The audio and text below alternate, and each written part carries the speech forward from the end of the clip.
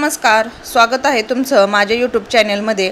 आजचा जो नाश्ता आहे तो हेल्दी तर आहेच, पण लहान मुलांच्या अगदी आवडीचा आहे।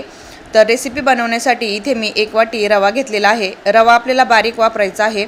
अर्धी वाटी यामध्ये दही घालायचं आहे, चवीनुसार मीठ, आणि आता यामध्ये आपण अर्धी वाटी पाणी घालून याचं मिश्रण बनवून घ्यायचं आहे।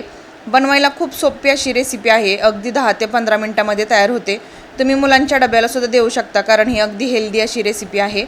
तर इथे बघू शकतो आपण रवा व्यवस्थित मिक्स करून घेतल्यानंतर झाकण ठेवून 10 मिनिटे रवा भिजण्यासाठी ठेवायचा आहे। रवा जोपर्यंत भिजत आहे तोपर्यंत आपण यासाठी लागणाऱ्या भाज्या कट करून घ्यायच्या आहेत। तर इथे मी शिमला मिरची उभ्या आकाराने कट करून घेणार आहे। तर इथे तुम्ही भाज्या तुमच्या आवडीच्या कोणत्याही इथे वापरू शकता। तर इथे बघू शकतो आपण अशा प्रकारे आपल्याला शिमला मिरची कट करून घ्यायची आहे। ही रेसिपी बनवायला खूप सोपी आहे, लहान मुलांची तर अगदी आवडीची आहे। ही रेसिपी बनवल्यावरती मुलं परत बनव असा तुमच्याकडे हट्ट करतील, एवढी ही झटपट आहे। तर इथे बघू शकतो टॉपिंगसाठी मी इथे भाज्या चिरून घेतलेल्या आहेत। दुसरीकडे आपण जो रवा घेतला होता त्यामध्ये 1 चमचा सोडा घालायचा आहे, तुम्ही इनोसुद्धा वापरू शकता। आता हे सर्व मिश्रण व्यवस्थित फेटून घ्यायचं आहे। फेटून घेतल्यामुळे यातील सोडा व्यवस्थित ॲक्टिवेट होतो।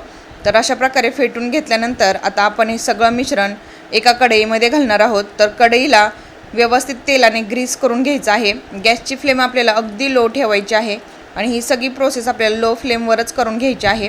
बाजूनी सुद्धा आपल्याला व्यवस्थित तेल लावून घ्यायचं आहे, म्हणजे जो नाश्ता आपण पलटू तेव्हा हा तळाला चिटकणार नाही। तर अशा प्रकारे रव्याचं संपूर्ण मिश्रण या कढईमध्ये व्यवस्थित घालायचं आहे। तर आता हा व्यवस्थित आपण मिश्रण पसरवून घेऊया। मिश्रण जास्त पातळ पसरवायचं नाही, आपल्याला हलकंसं जाडच ठेवायचं आहे। तर बघू शकतो आपण अशा प्रकारे व्यवस्थित मी पसरवून घेतलेला आहे। पसरवून घेतल्यानंतर आता यावरती आपण प्लेट ठेवून 5 मिनिटं हा नाश्ता लो फ्लेमवरच व्यवस्थित आपण भाजून घ्यायचा आहे। तर वरची बाजू आपल्याला ड्राय व्हायला सुरुवात झालेली आहे, आणि ड्राय झाल्यानंतर आता आपण हा नाश्ता व्यवस्थित पलटी करून घेऊया। तर बघू शकतो आपण खालची बाजू व्यवस्थित आपली शेकलेली आहे। आता वरच्या बाजूला आपण इथे पिझ्झा सॉस लावून घेणार आहोत। तर पिझ्झा सॉस व्यवस्थित संपूर्ण बाजूने लावून घ्यायचा आहे, म्हणजे याची खाताना टेस्ट खूप छान येते, नाहीतर व्यवस्थित न लावल्यामुळे रवा खाल्ल्यासारखा वाटेल।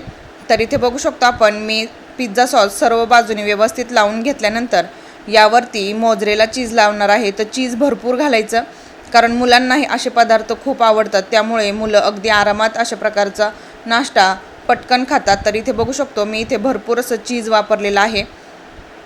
आणि चीज वापरून झाल्यानंतर सुरुवातीला आपण जे टॉपिंग कट करून ठेवलेलं ते टोमॅटोच्या स्लाइसेस आणि बटाट्याचे काप आपण इथे लावायचे आहेत। त्याचबरोबर शिमला मिरचीसुद्धा वापरायची आहे। इथे तुम्ही कांदा वापरू शकता, पनीरचे काप वापरू शकता। तर अशा प्रकारे तुम्ही तुमच्या आवडीचं कोणतंही टॉपिंग इथे लावू शकता। तर बघू शकतो आपण दिसताना आपला पिझ्झा किती मस्त तयार झालेला आहे। वरून पुन्हा आपण मोझरेला चीजने कवर करून घ्यायचं आहे। तर यावेळेसही चीज आपल्याला भरपूर घालायचं आहे। चीजचं प्रमाण किती ठेवायचं आहे हे पूर्णपणे तुमच्यावरती डिपेंड आहे। तर इथे बघू शकतो आपण यामध्ये मी भरपूर असं चीज वापरलेलं आहे। चीज घातल्यानंतर यावरती आपण चिली फ्लेक्स घालायचे आहेत। तर चिली फ्लेक्स घातल्यामुळे पिझ्झाला अजूनच छान टेस्ट येते, त्यामुळे ते मिस नका करू। तर रेसिपी तुम्हाला जर आवडली तर चॅनलला लाईक आणि सबस्क्राईब करायला विसरू नका। त्याचबरोबर तुम्हाला जर ही रेसिपी आवडली तर एक छोटीशी कमेंट आणि लाईक करायला विसरू नका। तर इथे बघू शकतो आपण यावरती मी चिली फ्लेक्स घातल्यानंतर पुन्हा कवर करून लो फ्लेमवरती 5 मिनिट आपल्याला व्यवस्थित हे चीज मेल्ट होईपर्यंत भाजून घ्यायचं आहे। तर तुम्ही बघू शकतो चीज आपलं व्यवस्थित मेल्ट झालेलं आहे, आणि आता हा पिझ्झा मी एका प्लेटवरती काढून घेतलेला आहे। तर आता आपण याचे काप करून घेऊया, आणि काप केल्यानंतर तुम्ही बघू शकता अगदी क्रिस्पी असा आपला हा पिझ्झा बनवून तयार झालेला आहे। त्याचबरोबर हेल्दीसुद्धा आहे, मुलांना नक्कीच आवडेल। त्याचबरोबर मुलांच्या डब्यालासुद्धा तुम्ही देऊ शकता।